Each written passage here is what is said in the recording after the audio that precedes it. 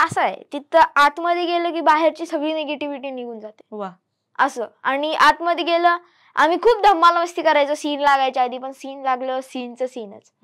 असं पूर्ण स्ट्रिक्ट. आणि जर मी स्वामींसोबत काम करायचो तेव्हा असं वाटायचं की खरंच स्वामी माझ्या शेजारी आहेत काय, खरंच असं स्वामी रिअल लाईफ मध्ये माझ्यासोबत आहेत काय.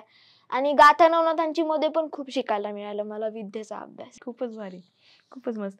सो सिरियलचं शूट रेग्युलर असतं आणि थोडंसं डिमांडिंग असतं की म्हणजे डेली सोप असं ना. सो अकॅडमिक कसं मॅनेज करतो, म्हणजे शाळा आणि मग सिरियलचं शूटिंग वगैरे? म्हणजे जेव्हा जेव्हा मी शूटिंगला जातो ना तेव्हा तेव्हा मी माझे बुक्स घेऊन जातो तिकडे. बर. आणि जेव्हा मी घरी येतो तेव्हा बुक्स रीडिंग रायटिंग करत असतो. आणि जेव्हा मी इकडे घरी येतो माझ्या तेव्हा मग मी माझ्या फ्रेंड्स कडून ते इनकम्प्लीट सगळे रायटिंग कम्प्लीट करतो सगळं. ओके. सो तुला ऍक्टिंग साठी इन्स्पिरेशन कुठून मिळाली? म्हणजे घरच्यांचा तर खूप सपोर्ट आहे मला. म्हणजे इतका सपोर्ट की कोणाच कोणाला नाही करत इतका. बर. आणि म्हणजे माझे पप्पा मला लहानपणापासून पिक्चर्स बघायला लावतात वेगवेगळे. बोलतात की तुला असं दिसायचंय, असं काम करायचंय तुला.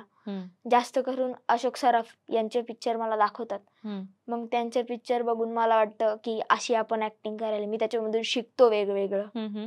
आणि त्यामुळं मग मला वाटलं की करायलाच पाहिजे आपण असं.